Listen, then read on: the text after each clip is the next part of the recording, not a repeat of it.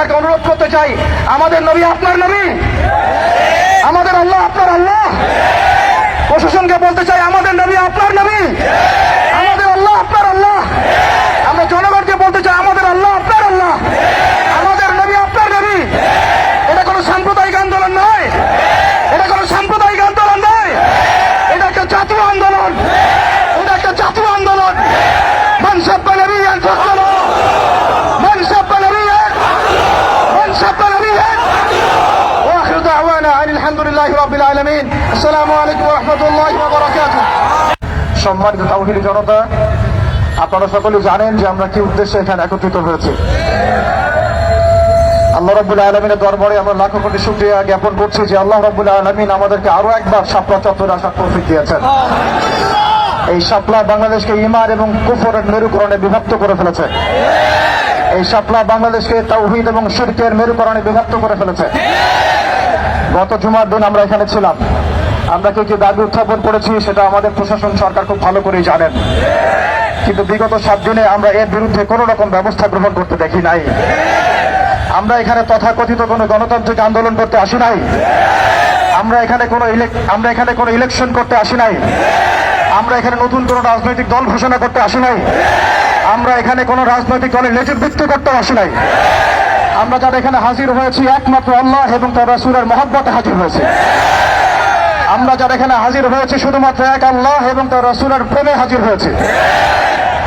আমরা বাংলাদেশের মধ্যে খেয়াল করে দেখছি, অভ্যুত্থান হচ্ছে, সংবিধান সংস্কার হচ্ছে, নতুন রাজনৈতিক দল গঠন হচ্ছে, ইন্টারনাল অনেক মিটিং হচ্ছে, অনেক মিছিল হচ্ছে, পলিসি মেকিং হচ্ছে, এবং আমরা দেখছি নির্বাচনের প্রস্তুতি চলছে।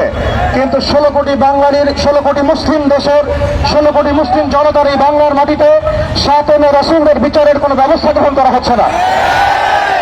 তার মানে কি আমরা ধরে নিব যে সাতমে রাসূল এই ইস্যুটি এবং মুরতাদ এই ইস্যুটি, ব্লাসফেমির এই ইস্যুটি আপনাদের কাছে রাজনীতি, অর্থনীতি, সংস্কৃতির চাইতে গৌণ বিষয়? আমরা কি এটা ধরে নিব? রাসূলুল্লাহ সাল্লাল্লাহু আলাইহি ওয়াসাল্লামের শানের খেলাফ কথা বলা, তার বিরুদ্ধে বক্তব্য দেয়া, লিখনি স্থাপন করা এবং তার বিরুদ্ধে অবস্থান নেওয়া, এটা আপনাদের রাজনীতি, অর্থনীতি, শিক্ষা, সংস্কৃতির চেয়ে বেশি গুরুত্বপূর্ণ? যদি এটা আপনারা প্রচার করতে চান এবং এটা প্রমাণ করতে চান, তাহলে বাংলার তাওহীদি জনতা কিন্তু চুপ করে বসে থাকবে না। তাওহীদি জনতা, আরেকটা বিষয় আমি স্পষ্ট করতে চাই, সেটা হচ্ছে বাংলাদেশে কেউ হিন্দু হোক আমাদের কোনো আপত্তি আছে? কেউ বৌদ্ধ হলে আমাদের কোনো আপত্তি আছে? কেউ খ্রিস্টান ধর্মাবলম্বী হলে আমাদের কোনো আপত্তি আছে? কেউ যদি নাস্তিকও হয়ে যায় আমাদের কোনো আপত্তি নাই।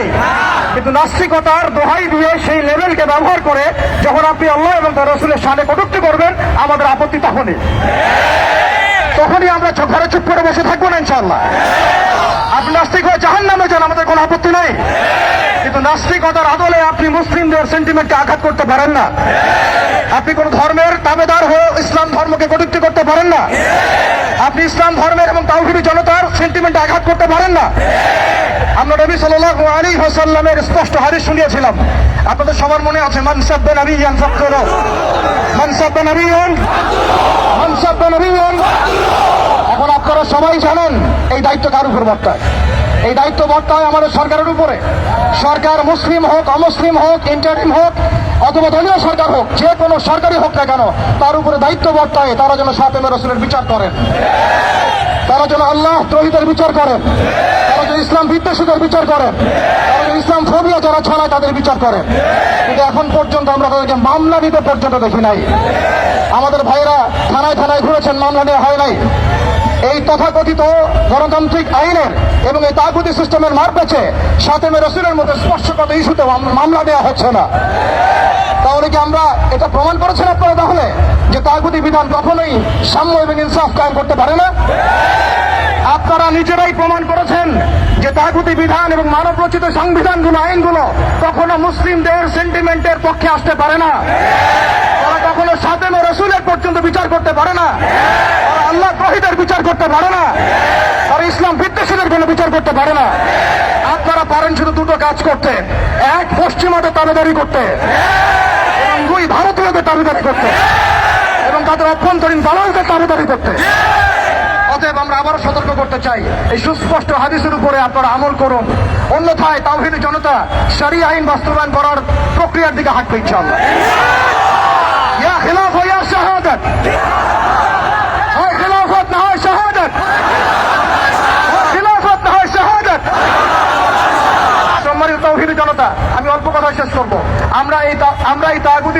কাছে কোন রকমের আবদার করতে এখানে আসি নাই। আমরা তাগুতি সিস্টেমের কাছে আবদার করতে আসি নাই, বরং আমরা অধিকার পেশ করতে এসেছি। এটা আমাদের কোনো দাবি না, বরং মৌলিক অধিকার। আমরা আপনাদের কাছে দাবি নামা পেশ করতে আসি নাই, আমরা আমাদের মৌলিক অধিকার পেশ করতে এসেছি। প্রিয় তাওহীদি জনতা,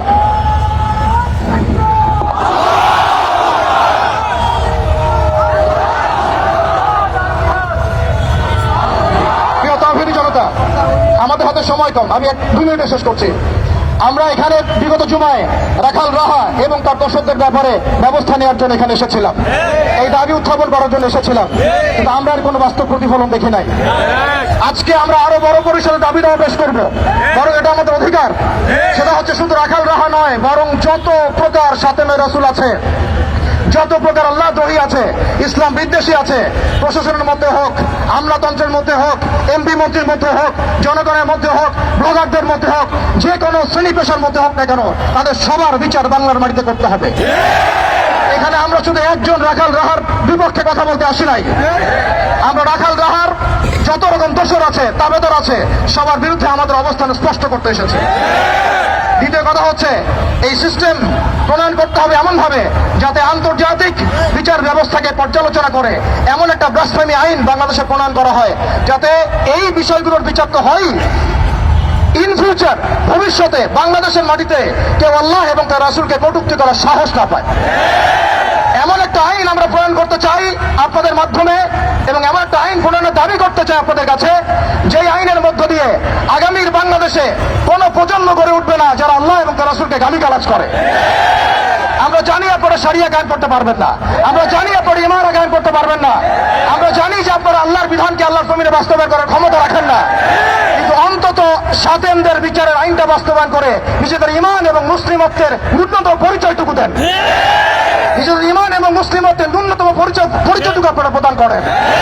প্রিয় তাওহীদি জনতা, আমরা শেষ কথা বলছি এটাই, যে আমাদের সরকার এদের বিরুদ্ধে আমাদের অবস্থান নয়, আমাদের প্রশাসন তাদের বিরুদ্ধে আমাদের অবস্থান নয়, আমাদের জনগণ তাদের বিরুদ্ধে আমাদের অবস্থান নয়।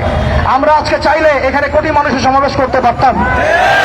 আমরা ওয়ার্ল্ড অ্যাফেয়ার্স বুঝি, আমরা জিও পলিটিক্স বুঝি, আমরা দেশের অভ্যন্তরীণ বিশৃঙ্খলাগুলো বুঝি, কিন্তু আমরা সাতেমে রাসূলের ইস্যুতে কেউ চুপ থাকবো না ইনশাআল্লাহ। যতদিন পর্যন্ত আপনারা এটা বাস্তবায়ন করবেন না, ততদিন পর্যন্ত বাংলার তাওহীদি জনতা ঘরে কখনোই চুপ করে বসে থাকবে না। অতএব আমরা সরকারকে অনুরোধ করতে চাই, আমাদের নবী আপনার নবী, আমাদের আল্লাহ আপনার আল্লাহ। প্রশাসনকে বলতে চাই, আমাদের নবী আপনার নবী,